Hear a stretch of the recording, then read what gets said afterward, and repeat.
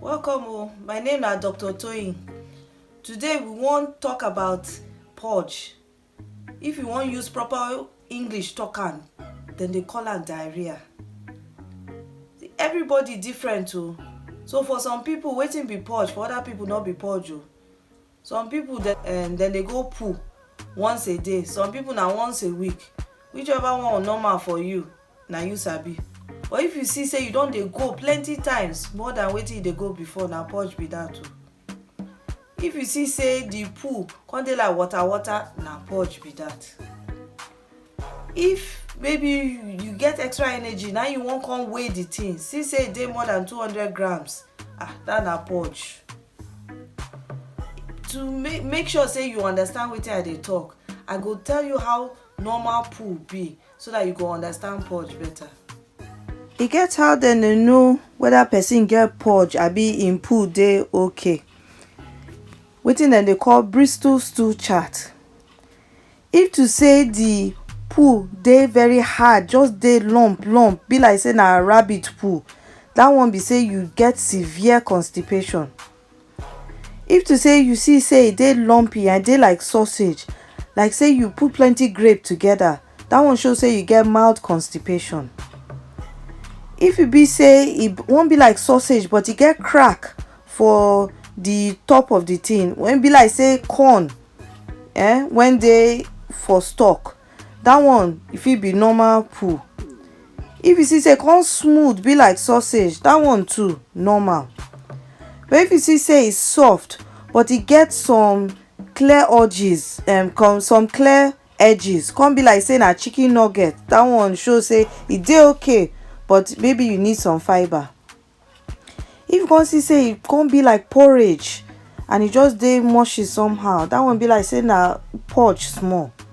But if you see say na just water be like gravy, that one say na real severe diarrhea, or the purge na im hook you well be that. So we dey talk about type 6 and type 7 for this talk. E get some things if you see for the purge, you go come dey make you think more. If you see say you come dey purge for night, e mean say maybe part of your intestine, the thing swell small, na im dey cause the thing. If to say maybe you just get plenty wahala for head, you dey stressed and you come dey purge, e be like say maybe na that one go fit cause am. And then if you come see say blood dey inside the purge, e fit be infection, or e fit be say part of your intestine swell, or e fit be very serious thing like cancer wey dey. So make we see wetin dey fit cause this purge sef. Most of the time na infection dey cause am.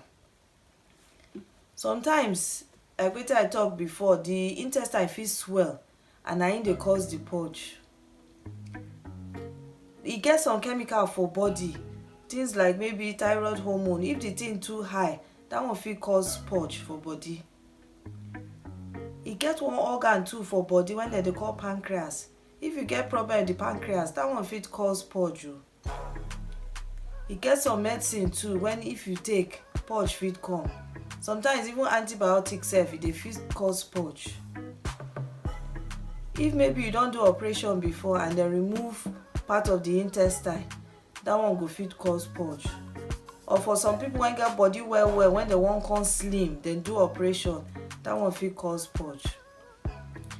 For children too, sometimes if maybe dem get problem with some food, dem fit get purge join. No be every time na you dey test the purge. If you think say maybe na infection, you fit send the purge go lab make dem test am see whether anything dey cause am. If you dey think say maybe the intestine swell, or you dey think very serious thing like cancer, dem fit go put camera for inside your body make dem see wetin dey happen for inside the intestine. If to say you get purge, wetin you fit do? Maybe you go fit take medicine. If to say dem take am go lab, see say na something wey dem dey fit give medicine for, dem fit give am. But the thing be say most of the time the medicine fit cause am, so e go good to at least see your doctor if you wan do that one first. For small children, breastfeeding dey help prevent make you no purge, so e go good if na small pikin, make you just give am the breast, give am breastfeeding, you know. That one go make the body make e fight well, make e no dey purge too much.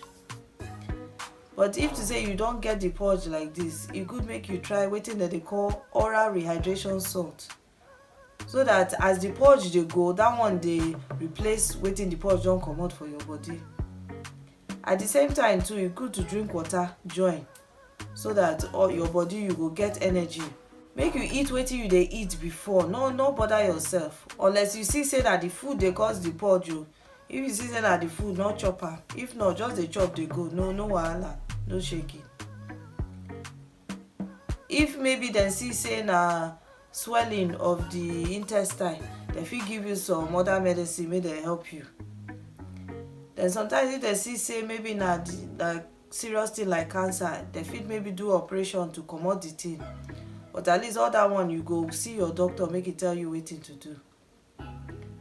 Sometimes things like alcohol too fit cause you make you get purge, so make you dey drink am small, no be every time like that. If to say you like this video when I do, make you watch am again, watch am, then make you go call your friends say come watch this thing too. And another thing too, you go see my face for the screen, make you touch the thing, so that anytime new video come, you go dey see the video, e go dey show you say new video dey. So until next week when I go come again with another video, just remember say make you dey smile o, because when you smile, e mean say you no go dey see doctor, because all your body go healthy. Bye.